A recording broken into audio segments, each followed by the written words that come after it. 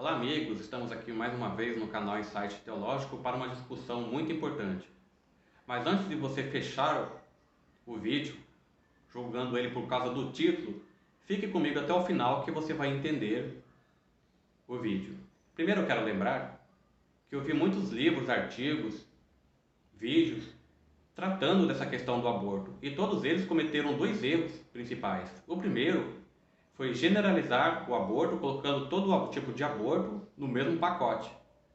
E eles se esquecem que é o aborto natural, quando o próprio organismo da mãe rejeita o feto. Então esse aborto natural, ele não é condenado pela Bíblia. Então a Bíblia não condena todo tipo de aborto.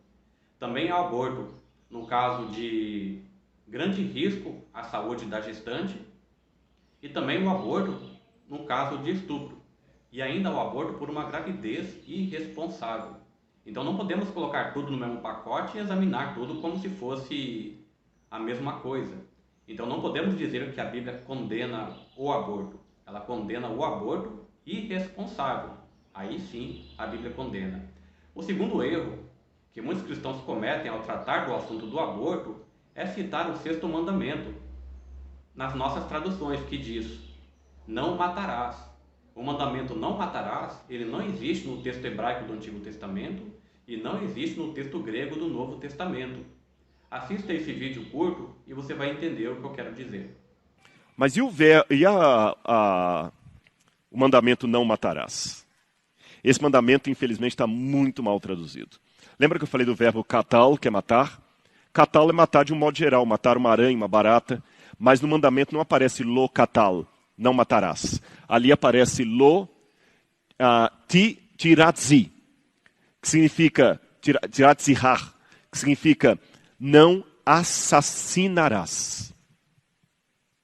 Tiratzihar, não assassinarás. Assassinar e matar não são sinônimos perfeitos. Você não tem como assassinar sem matar, mas você tem como matar sem assassinar. Se eu matar uma praga no campo, eu não estou assassinando a praga. Se eu matar uma formiga, eu não estou assassinando. Você não pode assassinar sem matar, mas você pode matar sem assassinar. E o que é assassinar? Assassinar é tirar a vida traiçoeiramente de um ser humano. Homicídio, crime premeditado. Isso aqui é assassinar. Isso é assassinar. Então Deus não falou que você não pode matar em legítima defesa.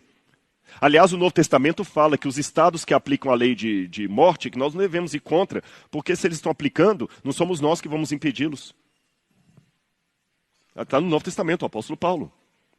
Então, se vem alguém para ferir sua família, você tem uma arma, Deus não te impede de usar essa arma e atirar. Deus não impede se algum irmão da igreja trabalhar no exército ou na polícia. Deus impede você de assassinar. Deus não impede você de matar uma barata na sua casa. Não matarás, então não pode matar uma barata. Aliás, diz que ninguém é hétero quando a barata é voadora, né? Muito bem, agora vamos continuar o diálogo.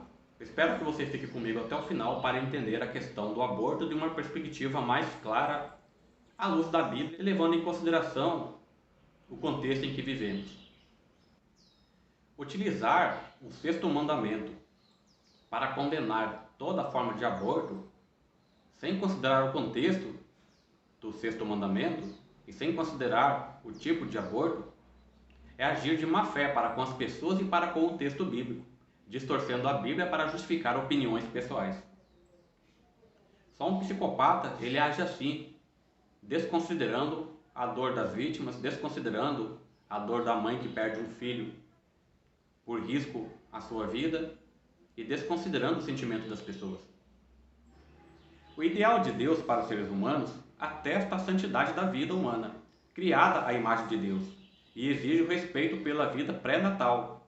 Contudo, as decisões sobre a vida devem ser feitas num contexto de mundo caído.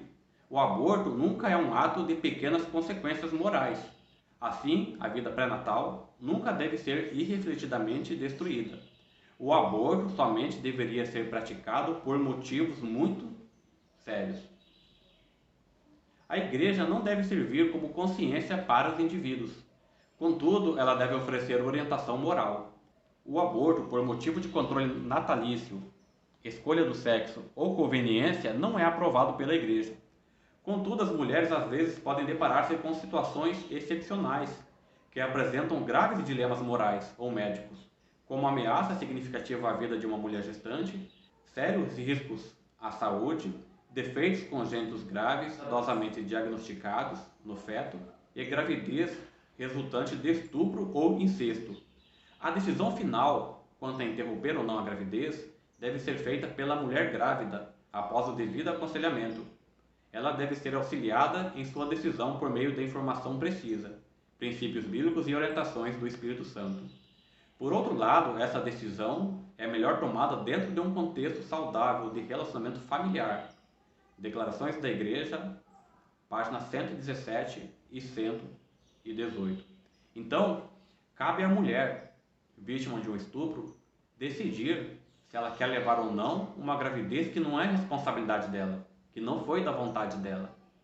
E neste caso, quem comete assassinato, caso a mãe aborte o filho, não é a equipe médica, não é a mulher, mas o criminoso que gerou o filho de forma irresponsável.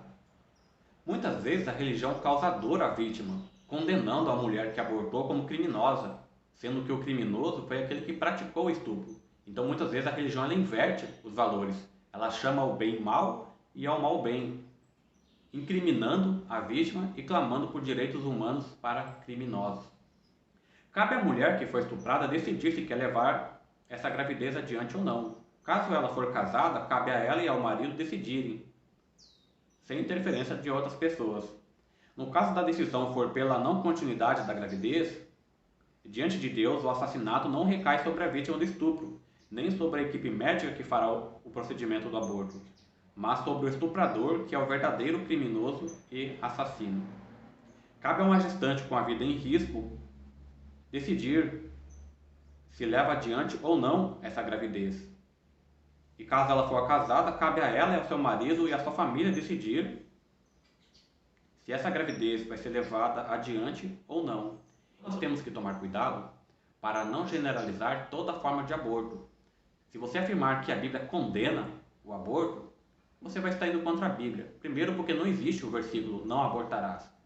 O que existe são princípios bíblicos para nos orientar nas questões da vida. Então existe princípio bíblico condenando o assassinato. Agora, uma mulher que ela abortou naturalmente, ela cometeu assassinato? É óbvio que não. Então a Bíblia não condena esse tipo de aborto. Uma mulher que passa por um aborto para salvar a sua vida, ela cometeu assassinato? Não. Ela tomou uma decisão dentro de um contexto de um mundo caído em pecado e ela não teve outra opção. Uma mulher que não tem condições mentais, psicológicas ou físicas para levar adiante uma gravidez como consequência de um estupro que ela não planejou, ela também não é assassina. O verdadeiro assassino é o estuprador, o criminoso. Agora a Bíblia condena sim o aborto por questões de escolha de sexo, por controle natalício, uma gravidez irresponsável, a Bíblia condena sim. Mas há casos que a Bíblia não condena, que embora haja assim os dilemas morais, nós devemos entender que nem sempre é possível levar uma gravidez adiante. Então não cabe a nós usar a Bíblia para causar dor às vítimas de um aborto, seja ele por motivo de um estupro ou por motivo de má formação congênita que coloque em risco a vida da mãe, e condenar essas pessoas, sendo que a Bíblia não faz assim. Então nós devemos entender cada questão do aborto, estudando ela separadamente. Então a Bíblia condena o aborto, mas o aborto por uma gravidez irresponsável, por controle natalício, por escolha de sexo, mas a Bíblia não condena outras formas de aborto. Então devemos entender essa questão. Não é só chegar lá e formar uma opinião e jogar nas redes sociais sem levar em consideração todo o contexto. Não podemos causar dor às pessoas, não podemos causar dor à vítima. Quem é responsável pelo crime sempre é o criminoso e nunca a vítima. Espero que os irmãos tenham entendido essa questão, entendido que Deus não condena o aborto em algumas situações, mas o aborto irresponsável, e que isso fique claro em nossa mente, para que nós não terminemos inocentando os culpados e condenando os inocentes. Um abraço e até o próximo vídeo.